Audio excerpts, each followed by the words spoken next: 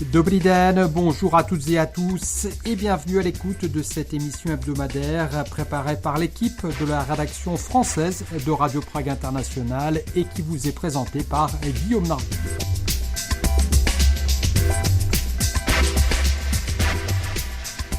Depuis 2010, le pont Charles à Prague est illuminé par des dizaines de lampes à gaz. Pendant la période de l'Avent, elles sont illuminées au crépuscule par un allumeur de réverbère au lieu d'un système automatique, et ce, comme nous l'explique Magdalena Rozinkova.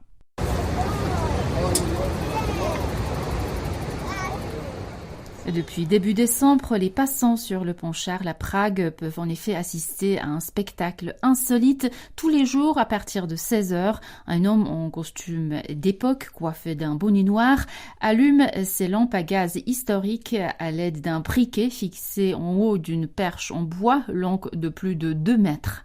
Et si les 46 lampes à gaz installées sur le pont Charles et la place Křižovnické náměstí située à l'entrée du pont fonctionnent normalement de manière automatique, pendant la période de l'Avent, la mairie de la capitale sollicite tous les ans un allumeur pour redonner à la ville, ne serait-ce que l'espace de quelques semaines, son visage d'antan. En effet, à Prague, l'utilisation du gaz pour l'éclairage public remonte à septembre 1847. Elle était liée à l'ouverture de l'usine à gaz dans le quartier de Karlín. Quelques 200 lampes à gaz étaient alors installées un peu partout en ville, y compris dans les parcs, les jardins et sur les quais et les îles de Prague. De toutes les villes de Bohême et de Moravie, Prague a conservé ses réverbères le plus longtemps. En 1940 encore, plus de 9000 lanternes à gaz illuminaient ses rues et ses places. Progressivement, le gaz a été remplacé par l'électricité. Les dernières lampes à gaz se sont allumées à Prague en 1985 sur les gros réverbères à 8 branches de la place du Château et de la place de Notre-Dame de Lorette. Au cours des années suivantes, les réverbères ont été conservés, mais ils étaient équipés, et beaucoup le sont encore, de douilles et d'ampoules électriques. En 2002, les conseillers de Prague ont décidé de remettre en service une partie de l'éclairage au gaz naturel dans certains quartiers historiques de la ville. Actuellement, la capitale compte plus de 600 lampes à gaz. Depuis 2010, elles sont installées aussi sur le pont Charles, qui serait, d'après l'allumeur Jan Žákovec, l'unique pont au monde à être ainsi illuminé.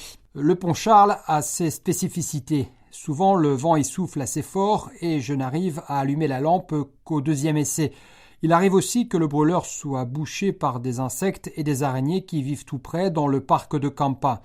Je me souviens aussi d'un incident très particulier lorsqu'un réverbère a été percuté par un cygne en plein vol. Mais en général, tout se passe bien. Lorsque je passe sur le pont Charles, je suis suivi par des foules de gens. Je prête souvent la perche aux enfants pour qu'ils allument eux-mêmes la lampe. Ils adorent ça. Je crois qu'ils s'en souviendront toute leur vie. Jan Žákovec dirige également le musée industriel du gaz à Prague et l'association tchèque des lampistes. Pour le voir en action, rendez-vous tous les jours jusqu'à Noël sur le pont Charles de Prague.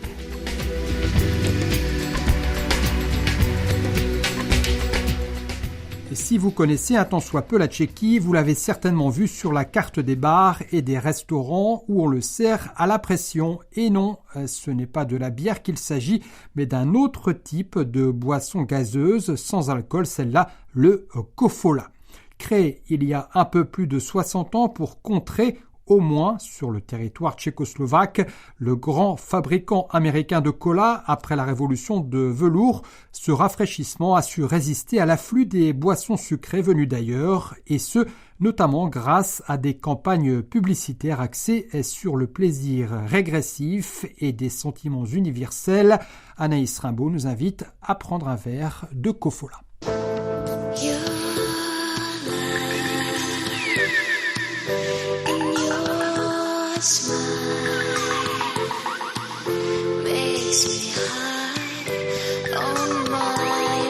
Když jí miluješ, není co řešit.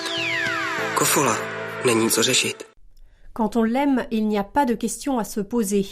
Ce slogan publicitaire est à l'origine de la renaissance du kofola, la plus célèbre des boissons gazeuses tchèques, il y a 20 ans. Pourtant, le pari n'était pas gagné pour la famille Samaras.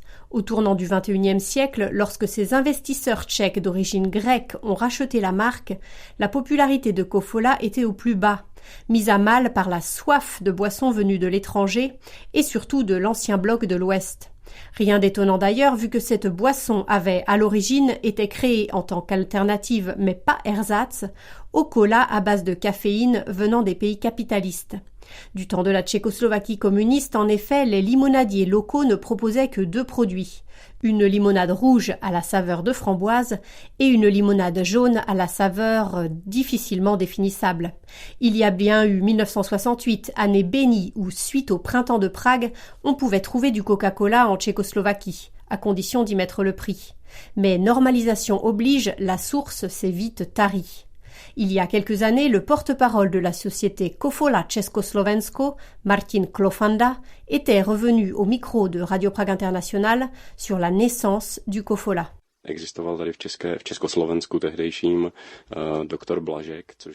En Tchécoslovaquie, c'est le docteur Blažek, pharmacologue, c'est-à-dire qu'il s'intéressait aux herbes médicinales, qui a inventé une recette pour le Kofola. C'était à la demande du Parti communiste pour que soit fabriquée une boisson qui concurrencerait les boissons venant de l'étranger. Le docteur Blažek a fait la rencontre en 1959 du docteur Knapp qui travaillait dans une usine pharmaceutique d'Ostrava, Galena, et ensuite ils ont élaboré la recette de base du Kofola et ont lancé sa fabrication industrielle. Et c'est sous la direction du docteur Knapp que Kofola a commencé à être produit à Opava. Une recette bien gardée depuis plus de 60 ans. Aujourd'hui, seules 5 personnes en connaissent tous les détails. Il est toutefois de notoriété publique que parmi les 14 ingrédients qui entrent à sa composition, les principaux sont et ont toujours été le sirop de framboise, les feuilles de mûre, de fraises et de framboise, la cannelle, la réglisse, le caramel, les extraits de pommes, de cerises et de groseilles, ainsi que l'écorce d'orange séchée. Entre autres substances donc. Z bylinek nemůže vzejít nic špatného. Nová Kofola extra bylinková s mátou, hořcem a pampeliškou. Le très populaire blogueur suédois Swedish Nomad a inscrit le Kofola sur sa liste de boissons que chacun devrait goûter au moins une fois avant de mourir. Et vous, l'avez-vous déjà testé ? Si vous vous attendiez à retrouver la saveur très douce du Coca-Cola ou du Pepsi, vous avez peut-être fait la grimace. En dépit de son nom et de sa couleur qui peuvent rappeler ses concurrents présents sur tous les marchés de la planète, le Kofola n'a rien d'une copie. Avec son goût de plante prononcé, il est très différent des colas classiques. Servi comme la bière, à la pression et dans un verre de 30 centilitres ou dans une pinte d'1 demi-litre, le Kofola s'apprécie frais, notamment lors de balades à vélo, d'après-midi baignades ou autres sorties en nature. Car en Tchéquie, même en pleine forêt, on n'est jamais très loin d'une hospoda ou d'un stand de rafraîchissement. Dobrý den. Nazdar.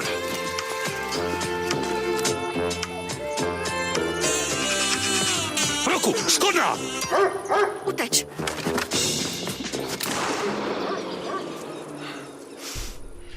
Extrêmement populaire en Tchécoslovaquie dans les années 1970, le Kofola n'a néanmoins jamais percé dans les autres pays communistes. Et après 1989, il aurait facilement pu se faire évincer de la carte des établissements de restauration et des rayons des supermarchés, au détriment de la panoplie de boissons gazeuses, tellement plus branchées, qui ont alors fait leur arrivée sur les marchés tchèques et slovaques. Mais la famille Samaras a su profiter de la mode qui a caractérisé la fin des années 1990 en République tchèque, celle des marques évoquant des souvenirs nostalgiques. Elle a donc exploité le filon du plaisir régressif à grand renfort de campagnes publicitaires ciblées, présentant notamment des scènes estivales de familles tchèques au bord des étangs du pays ou, selon la saison, des sorties en bonnet de grosse laine à la recherche du sapin de Noël idéal. Ta holka s kloboukem. Věříte jí? Jsi žena mého srdce a budu tě milovat do konce dní. Děvenko, tamhle ten ti vzkazuje, sežeň hovězí srdce, budeme grillovat a kup cedník. Autre thème marketing récurrent, celui de l'amour, et plus précisément des premiers émois amoureux, traités de façon humoristique. Et le Kofola est ainsi parvenu non seulement à garder les faveurs des Tchèques et des Slovaques, ils l'avaient bu toute leur enfance, mais aussi à séduire ceux qui n'avaient pas ou peu connu la Tchécoslovaquie communiste et ses rayons alimentation monotones. Outre les spots de pub devenus des classiques, les Pragois se souviennent peut-être encore de l'été magique, une campagne publicitaire particulièrement marquante car alors innovante et surtout très bruyante.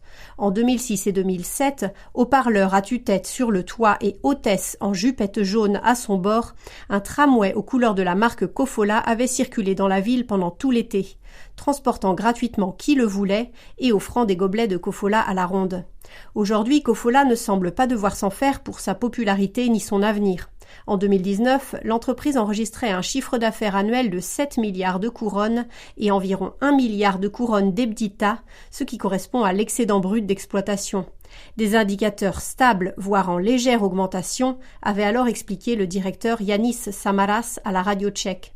Mais le groupe Kofola, désormais, ce n'est pas que la boisson Kofola. Loin de là. Yanis Samaras. Tak Kofola je teda pořád bylinkový nápoj.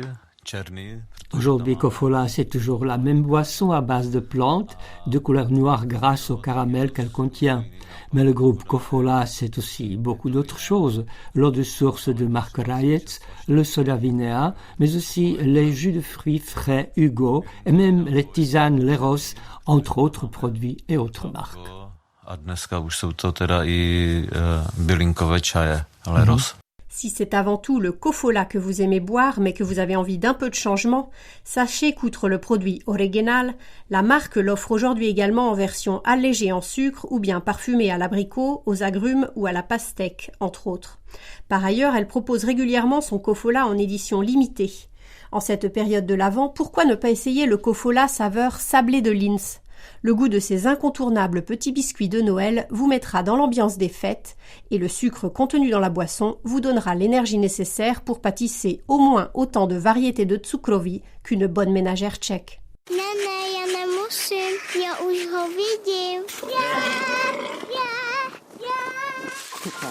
Vanilka, med, marmeláda. Co to pečeš? To přece Vánoce. Už se pečou. Vychutnejte si Vánoce s limitovanou edicí Kofola linecké cukroví.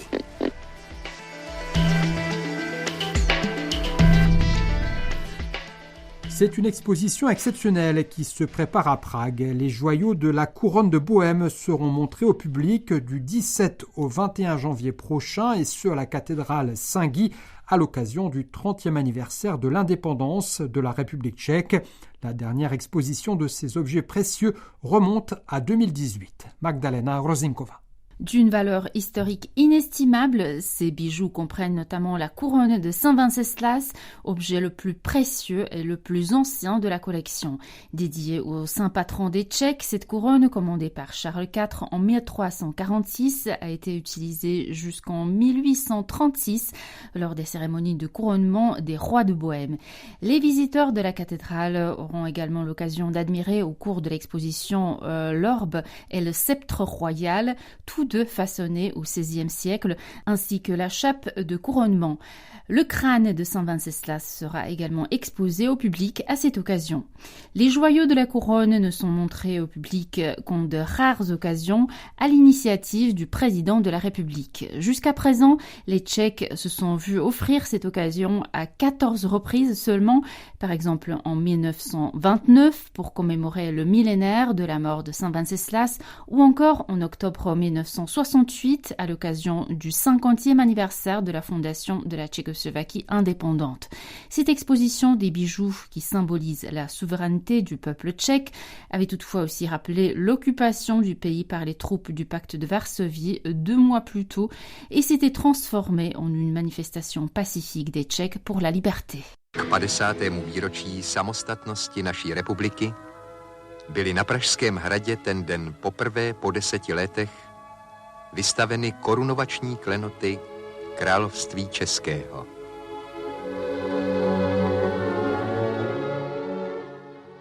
Pour la première fois depuis la chute du régime communiste, ce trésor tchèque a été exposé au public fin janvier 1993 Peu après la partition de l'ancienne Tchécoslovaquie et la création de 2 États séparés, la République tchèque et la République slovaque. La prochaine exposition marquera donc le 30e anniversaire de cet événement, ainsi que la fin du 2e et dernier mandat de l'actuel président Miloš Zeman. Le lieu de l'exposition a été soigneusement choisi, comme l'explique le chef du bureau du président de la République, Vratislav Menář. Les joyaux de la couronne seront installés dans le transept de la cathédrale Saint-Guy. Ils ont été exposés au même endroit en 1955, donc il y a 68 ans. Pour faire le lien avec l'entre-deux-guerres, les bijoux seront placés dans une vitrine spécialement conçue par l'architecte de l'époque, Josef Gočár. Les joyaux de la couronne ont toujours été exposés au public dans l'enceinte du château de Prague, notamment dans la salle Vladislas. Toutefois, au fil des siècles, ils ont maintes fois changé de lieu de conservation. Ils se sont retrouvés au château de Karlštejn, à České Budějovice ou encore à Vienne. Depuis 1945, ils sont précieusement conservés dans une chambre de la cathédrale Saint-Guy de Prague, d'où ils seront sortis le 16 janvier prochain, lors d'une cérémonie à laquelle assistaient traditionnellement les plus hauts représentants de l'État et de l'Église. Ce mardi, les historiens ont présenté les résultats d'une récente étude scientifique menée sur la couronne de Saint-Venceslas, ornée de 96 pierres précieuses et pesant plus de 2 kg. La question était de savoir si la croix qui se trouve sur la partie supérieure de la couronne contient ou non une épine de la couronne du Christ, comme le prétendent certaines sources historiques. La présence de l'épine n'a pour l'instant pas été confirmée, mais selon les chercheurs, la couronne devrait faire l'objet d'autres études encore. Entre-temps, elle sera admirée par des foules de Tchèques et de touristes qui, comme lors des précédentes expositions des joyaux de la couronne, devront patienter de longues heures devant la cathédrale pour pouvoir voir le plus précieux des trésors tchèques de leurs propres yeux.